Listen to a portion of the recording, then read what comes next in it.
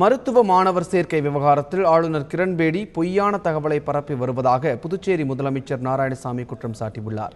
தந்தி தொலைக்காட்சியின் கேள்விக்கென்ன பதில் நிகழ்ச்சிக்காக தலைமை செய்தி ஆசிரியர் ரங்கராஜ் பாண்டே எழுப்பிய கேள்விக்கு அவர் அளித்த பதிலை தற்போது பார்க்கலாம்.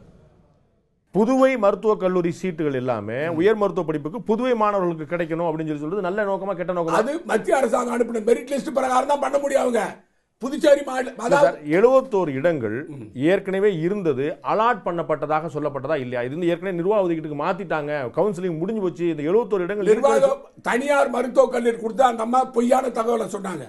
தனியார் மருத்துவக் கல்லூரிகளுக்கு தாரை வார்த்து கொடுக்கப்பட்டது.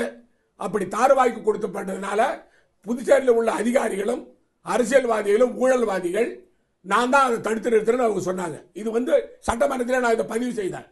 ஆனா நாங்க எங்க அரசை பொறுத்த வரைக்கும் வெளிப்படையாக, அதாவது ஆன்லைன்ல மனுக்கள் பெறப்பட்டு சென்டா கவுன்சிலிங்க முதல் கவுன்சிலிங், இரண்டாவது கவுன்சிலிங் முடிச்சு மூணாவது கவுன்சிலிங் பொறுத்த வரைக்கும் அது மாப்பப் கவுன்சிலிங். அதுல வர்ற சீட்டுகள் மத்திய அரசாங்கத்துக்கு தான் போகணும். அதெல்லாம் புதுச்சேரி மாநில மாணவர் கொடுக்கறதுக்கு அந்த விதிமுறையில இல்ல.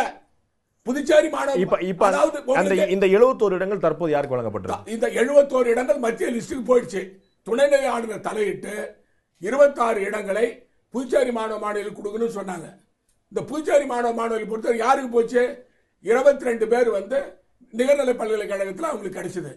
அந்த 22 பேர் நிகர்நிலை பல்கலைக்கழகத்தில் துணைநிலை ஆளுநர் அவங்களை தவறான தகவல் அந்த மாணவ மாணவிகளுக்கு கொடுத்து, நான் 5 லட்சத்தில் உங்களுக்கு சீட்டு வாங்கி கொடுக்குறேன்னு சொல்லி பொய்யான தகவலை சொல்லி அந்த 22 பேருக்கு அந்த லெட்டர் கொடுக்க சொன்னாங்க.